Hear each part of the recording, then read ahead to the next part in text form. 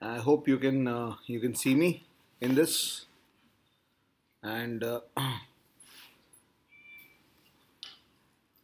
I'm visible and audible to you. Just trying to check that. Yeah, I can see myself on a parallel chat. So on a parallel window. So we are essentially doing a session on cat questions, and this is in continuation to the series I've been doing with you for the past few weeks. And this is a CAT 2018 slot 2 paper. And before I talk about that, and before I start, I wanted to remind you about the Unacademy Plus subscription. Now, Unacademy Plus is a wonderful platform under which you get access. I mean, Unacademy Plus currently under the new model is a subscription based study model. Perhaps the first time anywhere this is being done in the education space. Definitely the first time it's being done in India by anybody, where you get access you get access to the best teachers and their courses by just subscribing to the Unacademy Plus channel. So if you subscribe, let's say for the CAT subscription, Unacademy Plus on Unacademy Plus, you'll get access to all the educators. There are currently 20 plus top educators, and these have been very carefully chosen educators who are uh, uh, who are used, or who do their courses, and the courses are all structured courses in English and Hindi. New courses are published every month, and there are 30 plus hours of live lessons every day. So what happens is every trainer, every educator brings his courses onto Unacademy Plus, and a student who's subscribed to Unacademy Plus gets access to everything on those courses. He gets access to both the live, not just the live video. Obviously, you cannot do 30 hours live every day, but you also get access to the recorded videos of all the trainers. This is unlike any other model where you have to decide on which trainer you want to study with beforehand. Here you get access to live and recorded videos of all the top trainers on an Academy Plus. You might have quants courses by five people, verbal courses by five different people. Whichever area you want to develop yourself on, you will have access to videos and study content from the best educators on that. And as I said, courses are launched every month. New courses are published every month, so that whichever month you join, you will have new courses coming in. It is not that if you join in a month, or if a course is started in February and running till May, then that course, maybe if you join in April, then that course might not be valuable for you. But all the new courses published every month will be valuable. So every month there are a lot of new courses starting, and Unacademy Plus subscription model under CAT now is also highly discounted. So you have got 1 month subscription, 6 month subscription, and 12 month subscription. Three models of subscription, three time frames of subscription are available. And if I mean, we normally advise that if you take subscription, you should go for the longer duration subscriptions, because if you subscribe only for a month, you lose on two things. One is, if there's a course that is running across 2 months, if there's a course that will run across 2 months, then that course will not have any value for you, because you will not you will get cut off from that course after your subscription gets over after a month.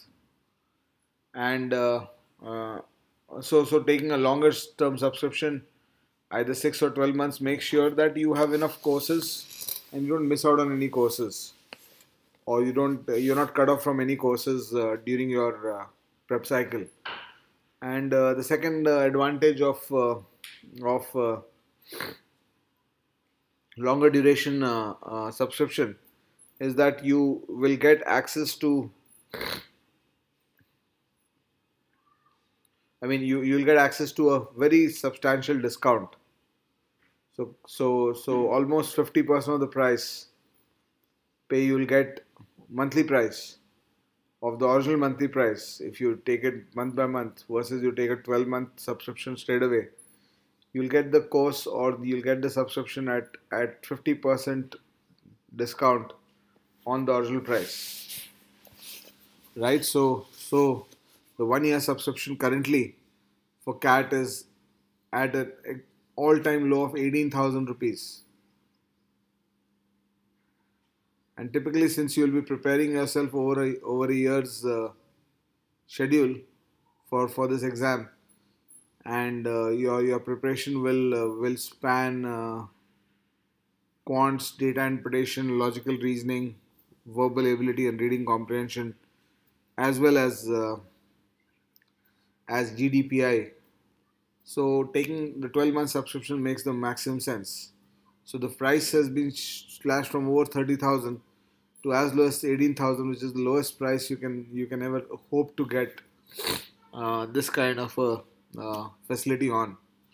And I'm one of the teachers, of course, of the 20 plus top educators. I'm one of the teachers. I hope you know about me from my books, and the other work I've done in the CAT segment. I've been a trainer for CAT for the last 20 odd years, ever since I passed out of IIM Bangalore in 1995.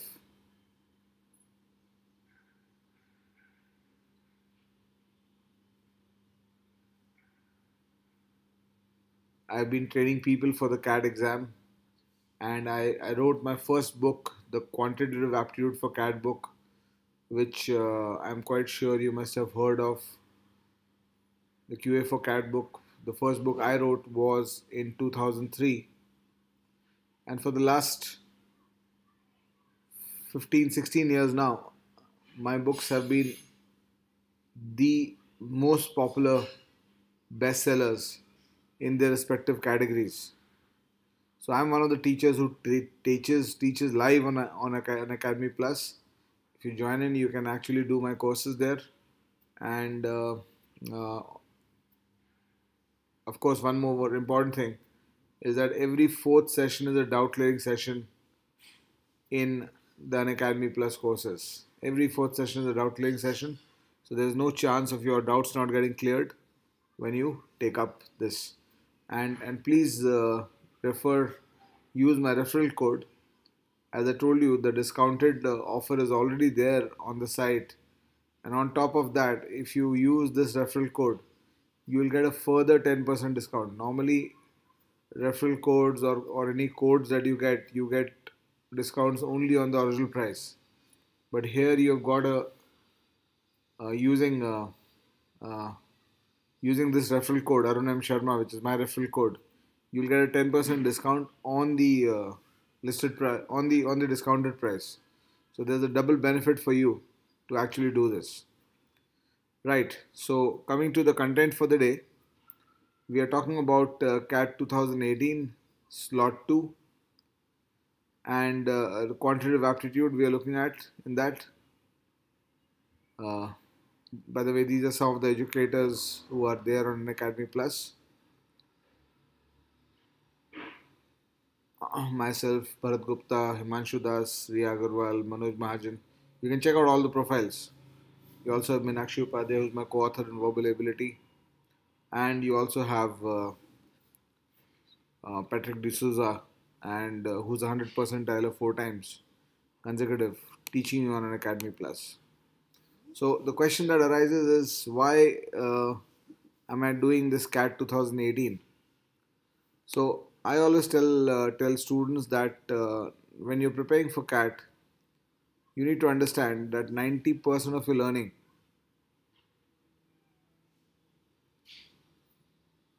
if not 90, at least 80% of your learning, 80 to 90% of your learning in CAT prep happens out of questions. It happens out of solving questions.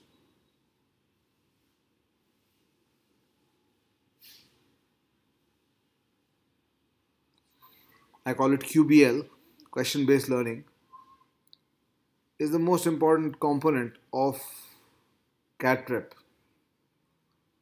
And what better questions to learn from than the questions of the toughest CAT paper ever? Those of you who are not aware of this, you would realize that the CAT 2018 paper was one of the toughest CAT papers ever to have been set. So looking at how tough questions can get in various chapters becomes an important uh,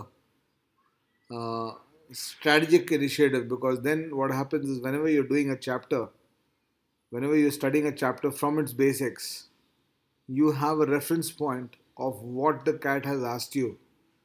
So you need to make sure that when you go through your developmental cycle of for a chapter, when you go through your developmental cycle for a chapter, you actually make sure that you are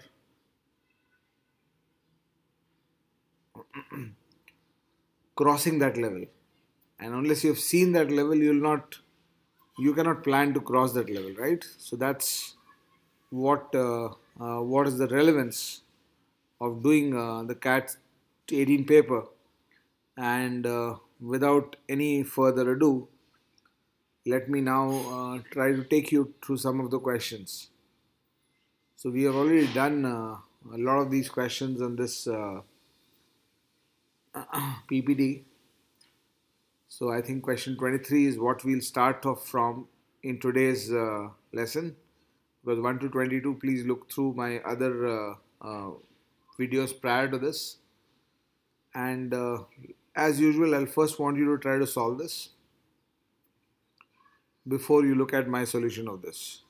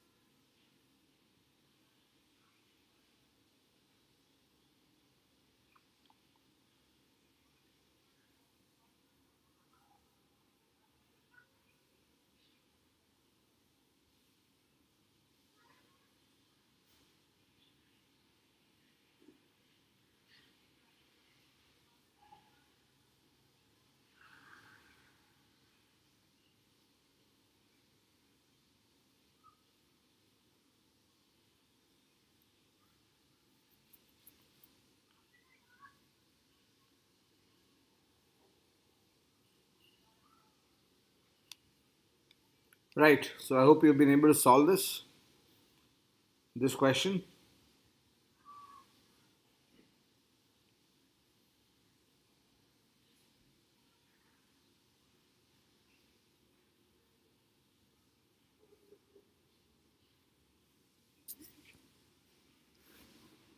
So what is this question based on? It's obviously based on mixtures and allegations.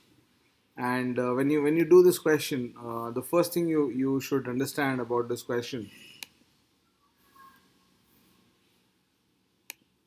is that in this question, the question is talking about a jar containing a mixture of 175 ml of water and 700 ml of alcohol. So the first thing you do in this question is put that down in your mind. This is the water content in the jar and this is the alcohol content in the jar. Then Gopal takes out 10% of the mixture. When Gopal takes out 10% of the mixture, what he will do is he'll take out of the 875 liters of the mixture, he will be taking out 87.5 liters of the mixture. And when he does that, you are left with 787.5 liters of the mixture. But when you take out 87.5 liters of a mixture which contains, which is essentially 10% of the total, what will happen is 10% of the water will also come out and 10% of the alcohol will also be coming out. So what will happen is you will be extracting 17.5 excuse me, you'll be extracting 17.5% water. Yeah, Pavan, welcome to the class, welcome to the lesson. 17.5 ml water and you'll be extracting 70 ml alcohol. So the net outcome of this is going to be that you're going to be left with 157.5 water and 630 alcohol. And then the question says that you substitute this by water of the same amount. This means that you will put 87.5 water and you can either do 157.5 plus 87.5, or you can see that if 630 is alcohol, at the end of this process, if 630 is alcohol, then from the 275, a total of 245 will be water. So you have 245 water and 630 alcohol at this point. And then from this, you again extracting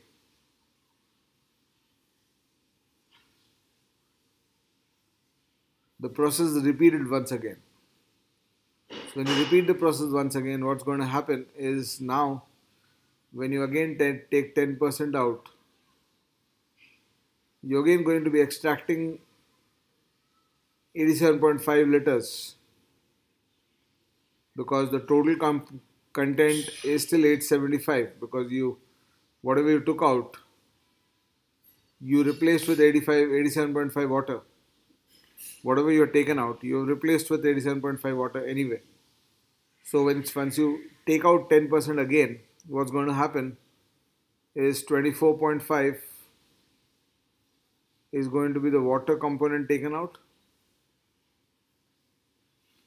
and 63 is going to be the alcohol coming out. Because both of these, the mixture, when you take out 10% of the mixture, 10% of each, we'll have to assume that it's been well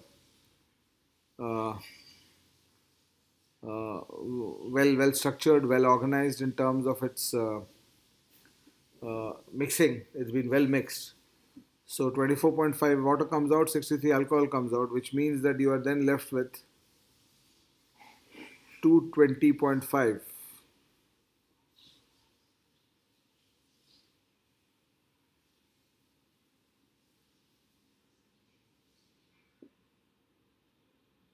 of water, and you're left with 567 alcohol.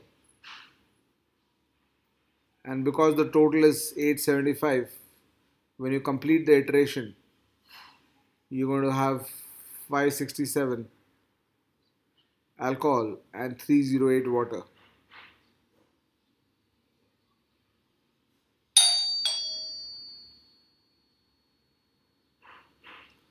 You're going to have 567 alcohol and 308 water to complete the 875. After you replace 87.5 liters of water back, 87.5 ml of water back.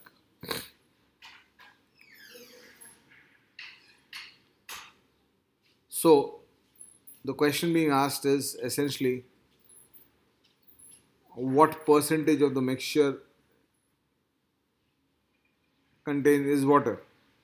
What is the percentage of water in the mixture now? So in this situation, essentially you have to calculate, because the water content is 308 out of 875, you have to calculate the percentage value of this expression, of this ratio. And to that, you should be able to add numbers like, let's just look at this calculation. I hope you have understood this. So the calculation here is that you are finally at a point where you're calculating 308 upon 875. Now 10% of 875 is 87.5. So I can add 87.5 3 times in 308.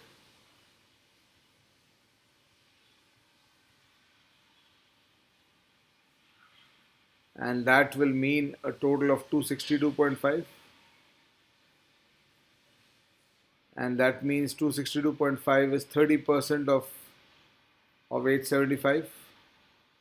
At this point, if you glance at the options, you realize that option 1 is deleted because that's only 20.5%. Option 3 is deleted because it's only 25.4%.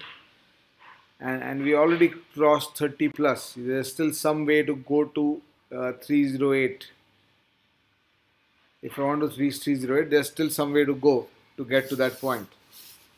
So we would have to look at the remaining two options, and there again it's very self-evident that 30.3, that means there's only 0.3. If 30.3 has to be the answer, that means there's only 0.3% extra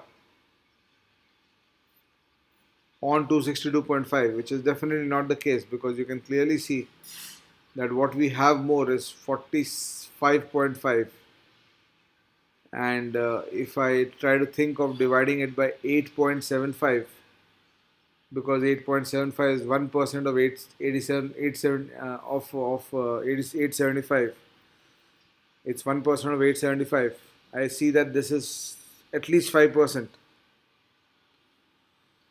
So it's very, very clear and self-evident that option 4 is the correct answer here. Right? So I hope you saw that solution, you understood that answer. You could have also done this with the formula, but I think this is a better way to think about it. The formula approach will be this: the original quantity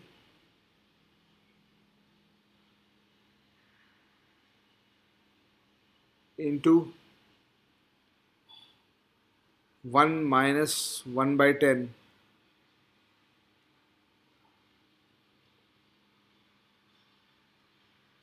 or 1 minus 10 by 100, because that's 10% you're taking out, square,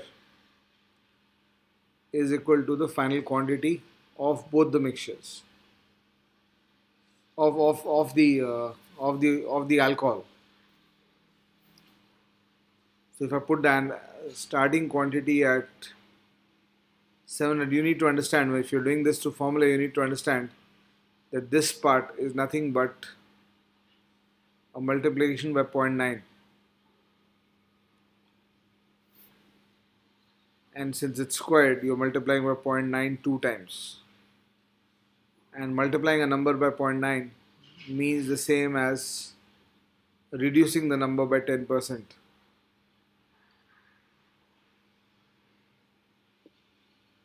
So you could have done this very simply by these two calculations. You do not need to do all the thinking at all. 10% reduction and 10% reduction again will end up at 567. And if 567 is alcohol, out of 875, it's going to remain 875 because after taking out, you're replacing it with water. So the final water will be 308. You get the same answer of 308 divided by 875.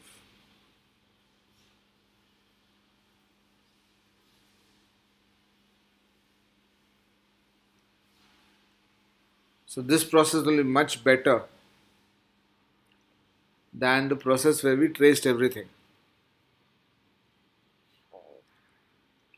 Right, so let's move on. Let's do another question. Try this question and try to do this.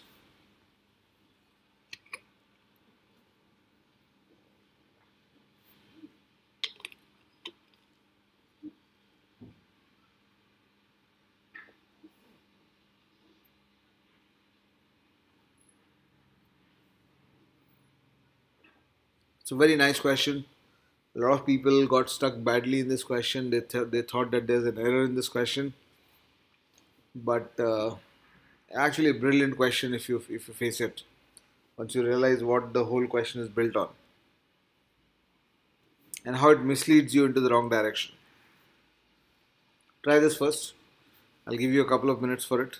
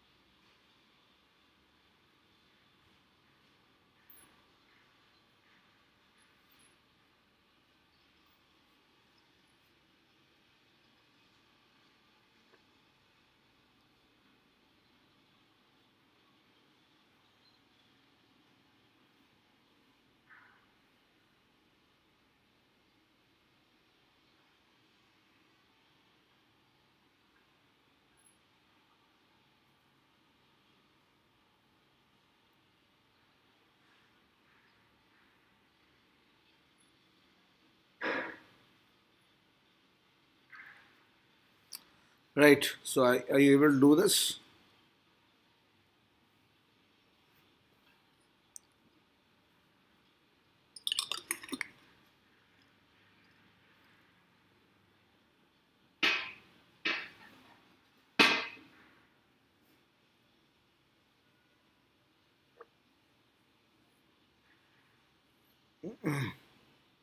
Finally 30.3 नहीं होगा, 35.2 होगा पिछला question. Last question answer will be 35.2, not 30.3. Now see why this was a brilliant question. See what it leads to. The thinking this question led almost everybody who's tried to solve this question. Almost everybody who tried to solve this question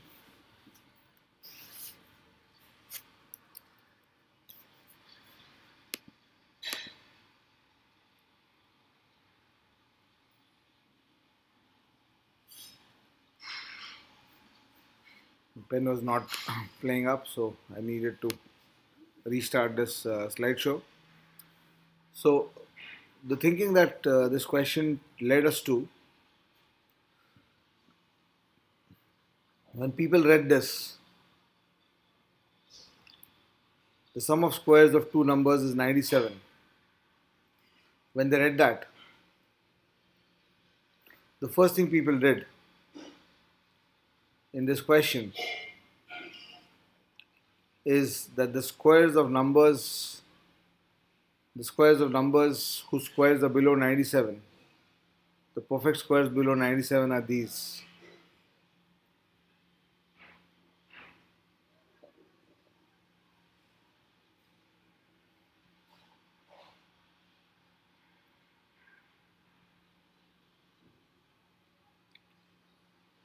And if the sum of squares of two numbers is 97, we will be immediately able to spot that 81 plus 16 is the only way to get sum of two numbers as the square being 97. And that means our numbers are plus minus 9 or plus minus 4. And then you check that 64 does not combine with a 33 to get 97. There is no 33 as a perfect square, because the question is talking about the sum of two squares. It's talking about the sum of squares of two numbers. So 64 does not have a match. 49 does not have a match of 48 as a perfect square, so it will not work. And 36 onwards you don't need to check, because you are going from top to bottom, from 81 to 64 to 49. So when you're looking at 36 as the larger of the two perfect squares, the smaller one will have to be below 36, so the two of them will not be able to add to 97. So you'll abort your checking at 49 and you'll say that okay, if 81 plus 16 is the only case, in which case, if you read ahead, what the question is saying is which of the following cannot be their product. Which one of the following cannot be their product? So plus 9 into plus 4, 36. Plus 9 into minus 4, minus 36. The product of these numbers can only be these two. So which of the following cannot be their product? 48 cannot be their product, 64 cannot be their product, 16 cannot be their product, minus 32 cannot be their product. So all four seem correct. And what a lot of people did was they took a double take at this point and they realized that maybe this question is wrong, or something is going wrong in the solving of this question. Definitely something is going wrong in the solving of this question, if you think this way, because none of the four options, in fact all the four options, are correct in this context. So what was going wrong? Can you spot that?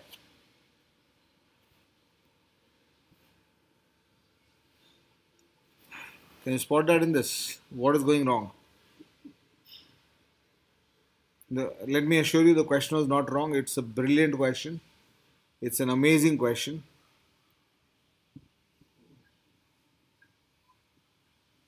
It's a question that that is kind of to die for. And let me show you what I mean by that. So why that thinking was wrong, and why you're getting stuck in this question, is because of the fact that the question says the sum of squares of two numbers is 97. The question is not saying sum of squares of two natural numbers or two whole numbers is 97. The question is saying the sum of squares of two numbers is 97. So that means I can even have a root 50 as one number and root 47 as the other number. Square of this plus square of that will give me 97. So how did you assume that these numbers were integers or natural numbers? It does not say that. And this is a stark reminder that when you're inside the cat, you have to read very closely.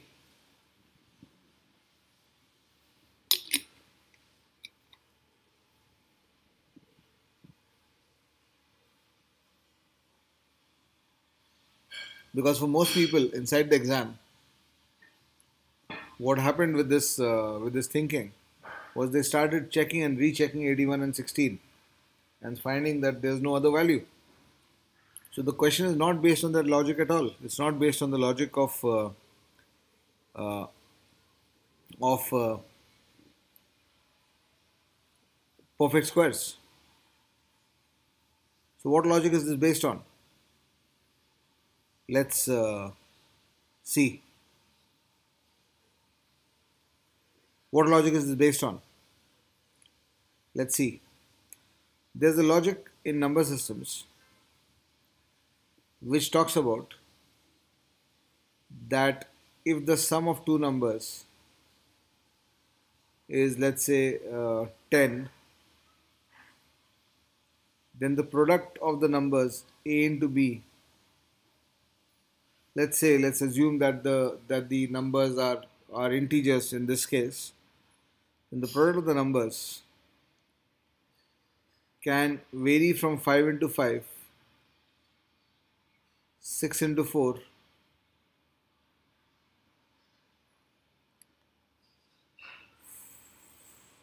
7 into 3,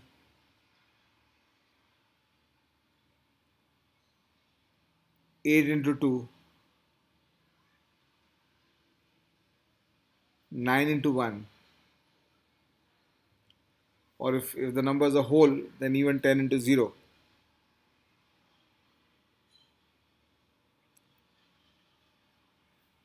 So as you can see, the value of these numbers, of these products, keeps going down as far as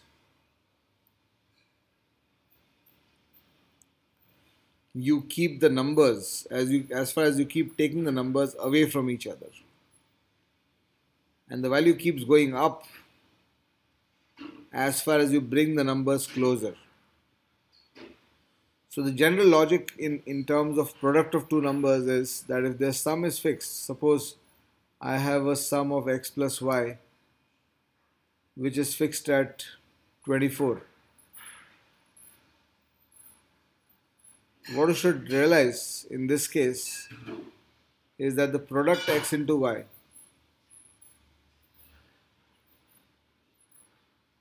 will have a maximum value when x and y are both equal to 12, and hence the maximum value will be 144, and the product will essentially vary between 0 to 144, because the maximum value gets defined when you put x and y equal.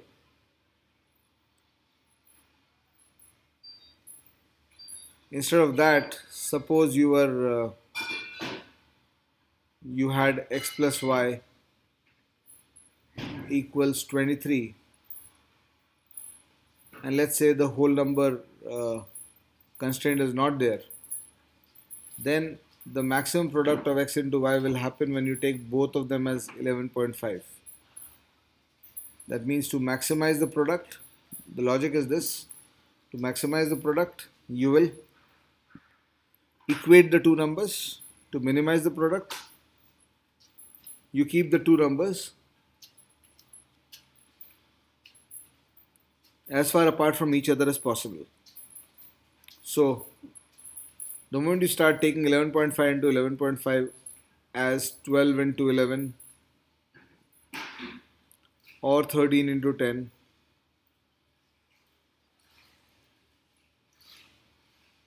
or for that matter as we go on, the product will keep going down. The value of the product will keep going down.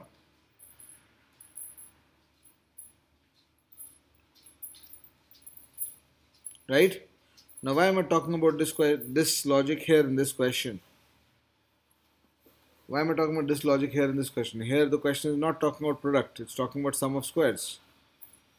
So you need to understand that there's a similar logic for sum of squares. And that logic is that if a plus b is 10, and if you allocate 5, 5 to a and b, what happens to the product? The product gets maximized. At 5, 5, the product a into b gets maximized. Right? But if you are talking about not the product, but you are talking about the sum of squares of a square plus b square,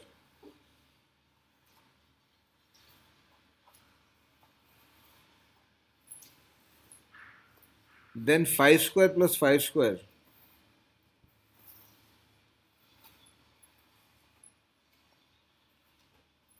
is the minimization of a square plus b square. That means the closer you get the two numbers to,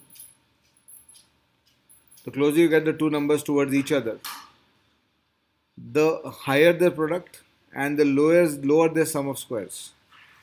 So for a plus b equals 10, your smallest sum of squares is 5 square plus 5 square.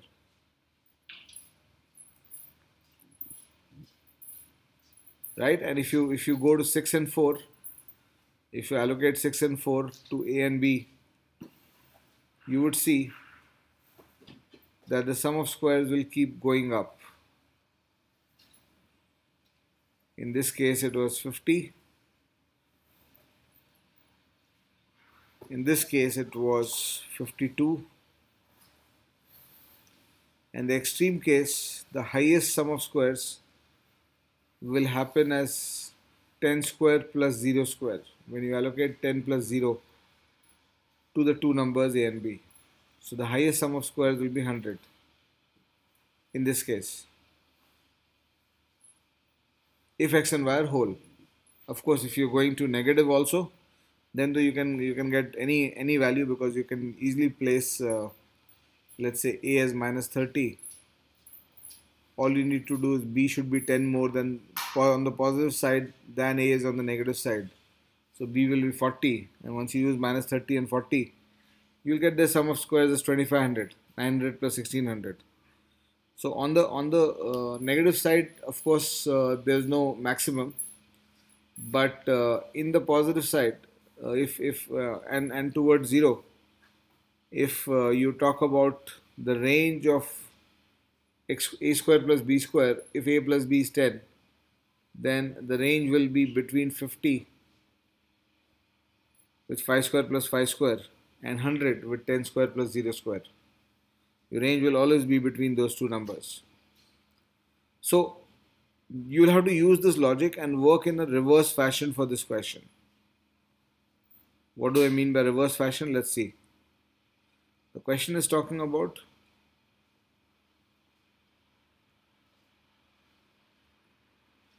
the product of two numbers. So if the product of two numbers is 48, for example,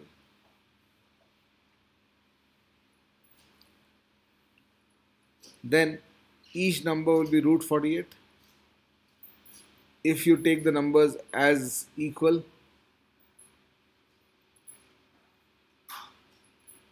and if you take the numbers as equal,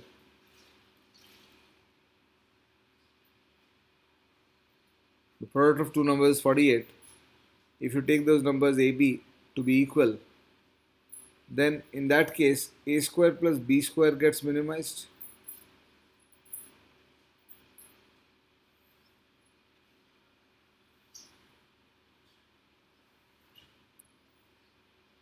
A square plus b square gets minimized. Yes? And if a square plus b square is minimized with a and b as root 48 and root 48 each, in that case the minimization of a square plus b square is 48. If a is root 48, a square is 48. and b square is 48 also. So what you get in this question is that with the product as 48, the minimum value of the sum of squares for the first option, the minimum value of the sum of squares is 96. 48 plus 48, because we have taken a as root 48 and b also as root 48. So in this case, the minimum value of root a plus b, a square plus b square, would be 96. And the maximum value, of course, is a very large number. And if you want to visualize the maximum value with the product a into b as 48,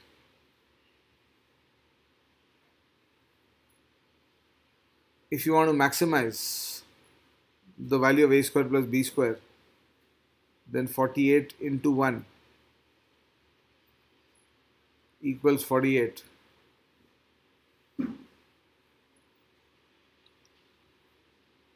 And then sum of squares of these two numbers will be 48 square, which is 2304, plus 1. So the value will be 2305.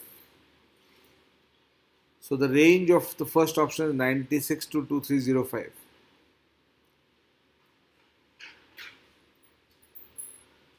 So since 97 lies between the range, it is possible to actually create a set of values a and b such that their product is 48 and their sum of squares is 97, because 97 belongs to that range. If you try this with 64, the same logic with 64, with the product as 64, if you want to keep the sum of squares down to a minimum, you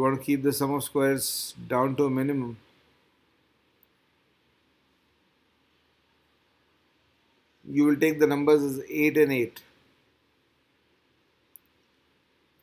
And if you take the numbers 8 and 8, the sum of the squares is going to be 8 square minimum. The minimum value of the sum of the squares is going to be 8 square plus 8 square, which is 128. This is the minimum value of a square plus b square, the sum of the squares of two numbers with the product as 64. So of course, this is the minimum value, so the range will start from 128 and then it can take many numbers, many possible values, until you use 64 and 1, which will be the other extreme for integral values a and b. Of course, for every 64 and 1, you can take 64.99 and 0.01, and the sum of squares of 64.99 square plus 0.01 square will be larger. But we are not interested in seeing all these things. That will be larger than 64 and 1. But we are not interested in seeing all those things. See, where does it end? All we are interested in seeing is that 127 will lie on this spectrum.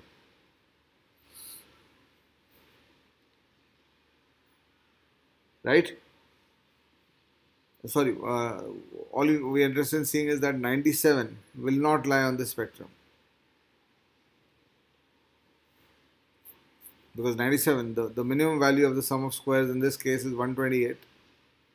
And the maximum value is 2305. Sorry, in this case the maximum value is 64 square plus 1 square. That value is going to be close to 4000, as you can well see. So this option is the correct answer. It is not feasible to have a product of 64. If you try minus 32, you can have a 5 into a minus 6.4. The sum of squares of this is these are the cases where the two numbers are almost close to each other, and you can see that even for this, the minimum value is 25 plus 6.4 square is going to be around 40. So you can see that the sum of squares here is starting from 65 and continuing up to a value which is much higher than 97. We are just bothered understanding whether it's going to cross 97 or not. So when you see minus 32, you realize that at minus 32 and 1, when I keep the two numbers as far from each other, minus 32 and 1, when I keep the numbers minus 32 and 1, the sum of squares will become very large. So it's definitely going to cross 97. So if the product is minus 32, then the sum of squares will start from 65 approximately. We can't do that exact calculation, we should not need to, and definitely cross 97. It is going to end at around 4000. So again, this is an option or question you don't need to check for the upper end. It's just the lower end you're looking for. And likewise for 16, the lower end value is 4 square plus 4 square for a square plus b square. The lower end value is 4 square plus 4 square, which is 32. And the other extreme value is with 16 and 1. If you take 4 into 4, the sum of squares gets minimized. If you take those numbers far from each other, 16 into 1, the sum of squares gets maximized. So the maximization you can see is 16 square plus 1 square is 257. And all you need to check is, are we breaking this 97? This number 97, it should be within the relevant range for you. In that case, you'll be able to make a number, make a split of these two numbers in such a way that the sum of squares is 97. So what you can see in this case is you can make that split in the first question. In the first option, you can make the split in the third option, and you can make that split in the fourth option, because the minimum and maximum in each of these options starts below. The minimum starts below 97, the maximum ends above 97. So in each of these options, 97 is a feasible value to make for sum of squares. But if you go to 64, as we saw, in 64, what we saw was that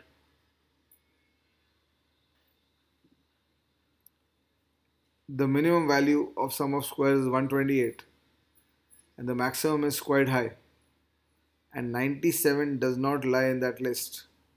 So if the product of the numbers is 64, you'll not be able to create a sum of squares of 97. That's what the question is based on. Right, let's do one more question before we wind up for today. This is the third question. How many two-digit numbers with a non-zero digit in the units place are there which are more than thrice the number formed by interchanging the positions of their digits? So our two-digit number should be such that if I write the opposite number BA multiplied by more than 3 should give me AB. So try this question, I'll give you a minute.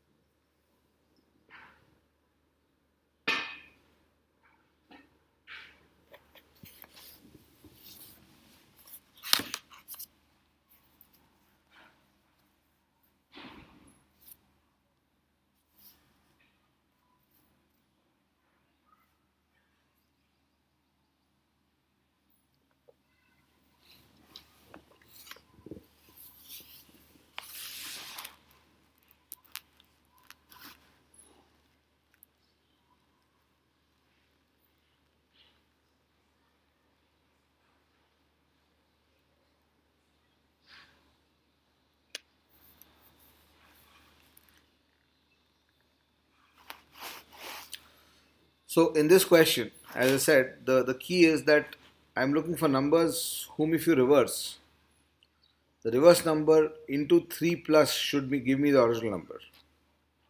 So obviously the original number should be a large number. So we are talking about numbers which become smaller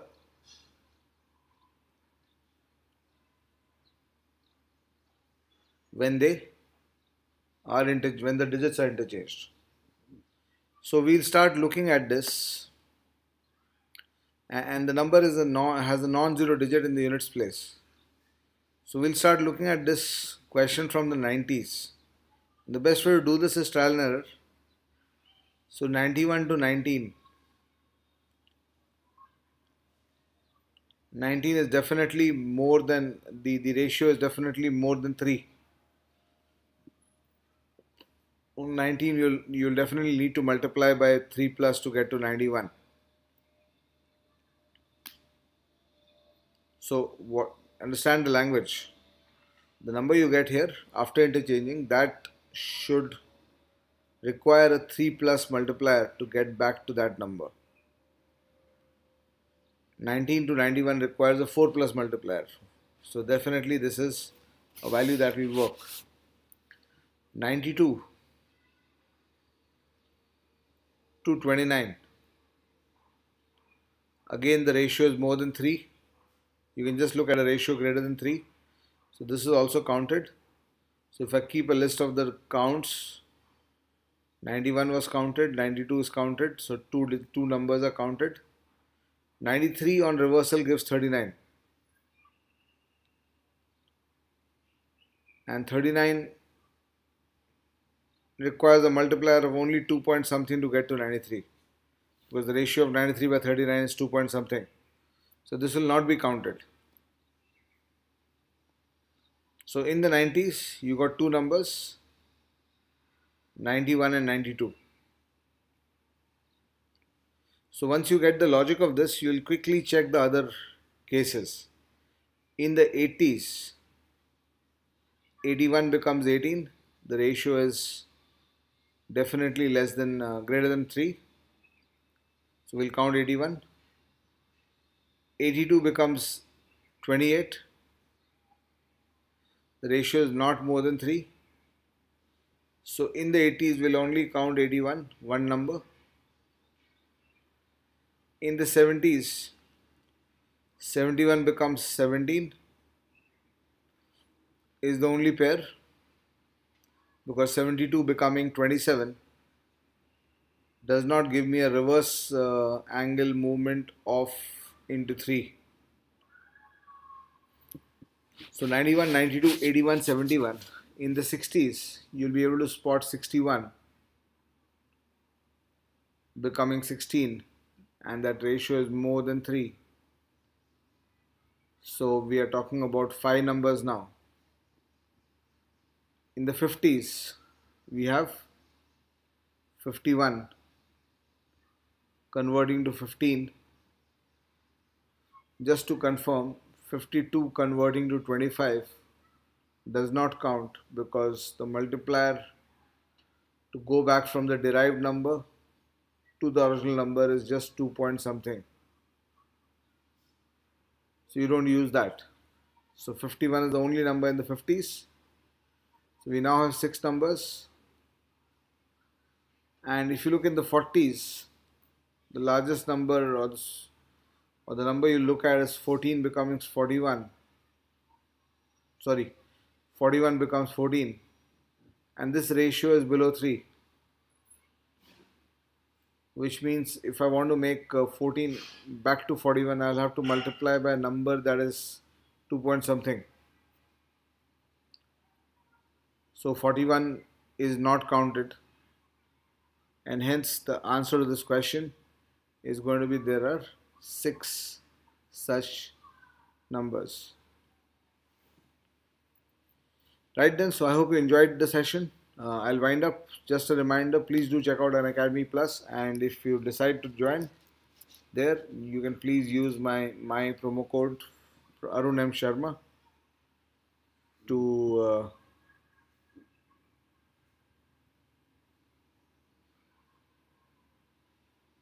You can use my promo code